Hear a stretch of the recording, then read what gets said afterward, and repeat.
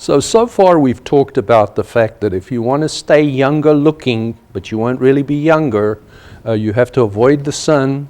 And secondly, there are creams that can help you that are going to help prevent some of the changes that naturally occur with advancing age. One of the biggest growth areas in the country at the moment is for metrosexual men like myself.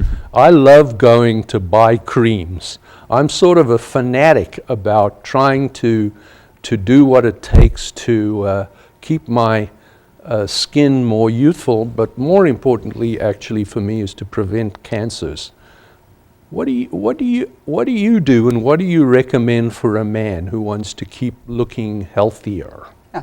Our skincare lines are basically for men and women. Mm-hmm. We look at your skin, evaluate it, and determine what you need, whether you're a male or a female, and we can get you a correct product line for you to help with the aging process. A routine facial is going to help you relax, and it's going to help with your psyche and make you feel better about yourself, and it's also going to help your skin. Sunscreen is very important. I think on a daily basis, sunscreen is something that needs to happen. Other than that, routine laser treatment here and there. I usually get, in the fall, wintertime, I'll get a laser resurfacing or a fractional help with the enlarged oil glands. Men tend to have a little bit more issues with large oil glands than women do, but some women have that as well. So products and some laser treatment routinely. You know, these days, what I say is that if you want to see how old a person is, look at their hands. Exactly. No one really paid attention to hands anymore. But I understand that in the cosmetic area, paying attention to what your hands look like are the new growth area. Exactly. Okay, let's turn to spots. Mm-hmm. I am covered in spots. They don't bother me that much because the dermatologist that I go to tells me they're wisdom spots. But everywhere on my body, but not so much on my face, I've got these ugly looking things. What exactly are they, and explain how they occur? Wisdom spots, or seborrheic keratoses, are the brown spots. Sometimes they're crusty and kind of chunky. Sometimes they can be flat and not be as crusty and chunky, if you will. And those are genetically programmed. Those are inherited from mom and dad. They're not from sun exposure. Some people get tons, some people get none. It's just random bad luck if you do have a ton of them, because they're quite difficult to get rid of. We freeze them with liquid nitrogen. Other dermatologists will scrape them off. It's considered a cosmetic issue unless they're irritated. Around the bra line or the collar line, sometimes they can become irritated, and your insurance will cover that, and we usually freeze them with liquid nitrogen. So the flip of it is it's difficult to get all of these off of you. Yeah, well, I'm one great big brown spot. But I don't care about them. They don't bother me. But many of the people I know, including close members of my family, consider them horrendously ugly.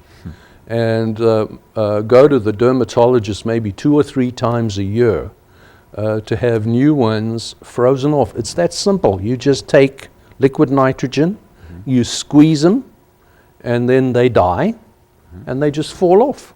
And do they leave a mark? Sometimes they do. It depends on how aggressive you have to freeze them. The thicker ones you have to freeze a little bit more aggressively, and they can leave a discolored spot where the lesion was located. Some of the thinner ones, you can usually take those off without leaving much of a mark. So one of the issues with these wisdom spots is a lot of people are concerned that they might be a cancer. Exactly. And I think one of the major reasons to go to a dermatologist is to make sure that you don't have a cancer. But these are pretty easily distinguished. With the trained eye, you're correct. And it's a difficult thing to relay to a patient because, you know, if the patient's not a dermatologist or in the medical field, a seborrheic keratosis can look a lot like a melanoma. A dermatologist can look at them and usually within 10 seconds tell you, oh, it's nothing to worry about or it's something to worry about. And that's why an annual skin exam is pretty important, because it's difficult to pick these apart. So do you think, how often do you think a person needs to have a dermatologic evaluation, and from what age should we start? Yeah, that's a good question. It's going to be variable based on skin type. You know, a redhead or a blonde with sun exposure probably needs to start early. I usually say around the age of 40 in general, an annual skin exam is not a bad idea. Now that stated, if you've had skin cancers prior or you have a lot of pre-cancers that are popping up, that's going to be a little bit variable. Let's go on to the last thing we want to talk about, because next month we're going to talk more about skin cancer with Dr. King. So let's discuss tobacco. Mm-hmm. We've talked about the sun and it destroying your collagen. Does it also contribute to wrinkles? The sun, yes, it does. So if you have wrinkles, and you frown quite a bit, you've got quite a bit of wrinkles up there. That in part is related to the sun. Well, not the ones that you're pointing at here is more muscle movement. Muscle movement. The ones that are more in part to the sun are going to be in the areas where there's not a lot of movement, such as through here, sometimes around the mouth even. The crow's feet area could be more sun related. And what about tobacco? Tobacco is also a problem for aging skin. Especially around the mouth. You'll see the people who smoke a lot will have some excess wrinkles. And one part is due to the act of puckering when you're smoking the cigarette, and the other is the chemical itself in the tobacco and the smoke is causing damage to your skin. So actually I think that I can recognize the smoker by looking at their skin. Maybe I'm deluding myself, but so far we have there are a number of factors that contribute to what happens to our skin as we go older. There are factors related to the fact that we're just growing older. There are things that happen genetically. If you're predisposed to developing ugly spots, you're going to have more than some other people. They're mostly affected by the sun. It's interesting to me that one of the things I noticed when I was traveling around Europe, and nobody seemed to wear a bra there, that a lot of people had breasts that weren't lily white. They were covered with spots. So in reality, when we see someone who has never gone commando on the beach, they never have anything around the area that is covered. So I think that emphasizes a lot about how bad the sun can be. So we're almost out of time. I think we've talked about what the causes are. We've discussed the fact that creams are important, that if you want to look young even as a man, you need to consider taking care of your skin. You should wear sunscreen. Now, today it's cloudy. Should I wear sunscreen? Yes, sir. So no matter the weather, no matter the time of the year, you need to cover yourself with sunscreen.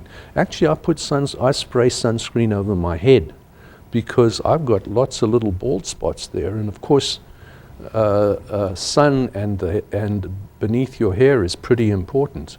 Right. What about clothing? You say that is there any value in buying SPF clothing? Yes, sir. I think it's a really good idea. The thing is especially men are going to forget things, or not going to want to take care of issues. I see it in my clinic all the time. Guys just don't want to get too aggressive with things. And so a lightweight long sleeve shirt, SPF 50, 30, whatever it may be, trout fishing shirt or a swim shirt, and a broad brimmed hat. And what I tell my patients is, you go to Walmart and lo and behold there's a car show in the parking lot next door. You don't want to grease up with sunscreen to go out there and look at it. You've got your daily wear sunscreen on with your moisturizer. You grab a broad brimmed hat and your lightweight long sleeve shirt out of the back of your truck, and you go out and watch the car show. And if anyone knows me, they know that I do that routinely, and they'll see me at the car show with a long sleeve shirt and a hat on. So you're not going to get skin cancer? I may. I haven't always been a dermatologist. You were a bad young man. I was a bad young man.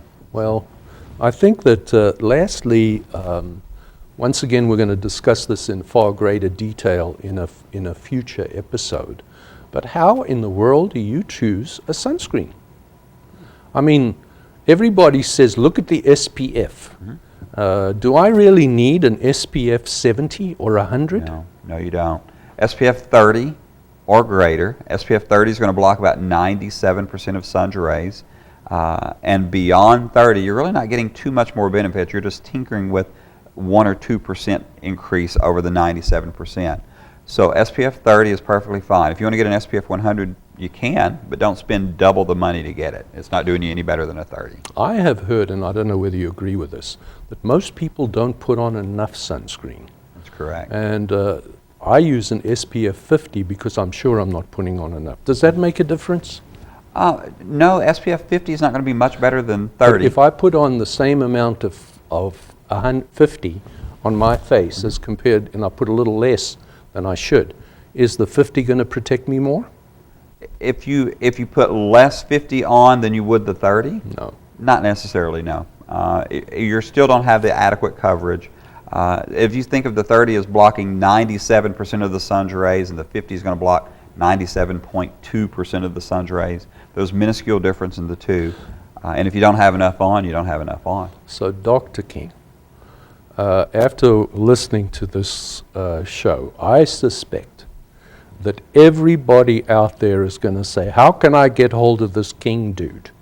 Yeah. So how do they get in touch with you? It's the number for our clinic is 425-5464, which is 425-KING, K-I-N-G, in case you don't have a pen to write that down, or go to kingdermatology.com on the internet.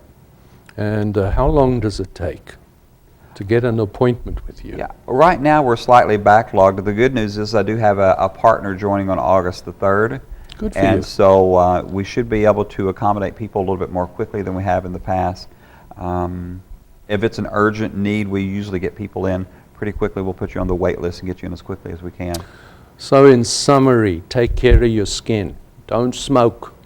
Wear sunscreen and cover yourself when you're outdoors, and see a dermatologist frequently. Baxter Regional and Mountain Home is really fortunate because of the sophisticated medical community that they have here. It's a pleasure for me to be here with you, and it was incredible speaking to you, Dr. Thanks. King. I wish you well. Thank you. And we'll be back next month with Dr. King to talk about skin cancer.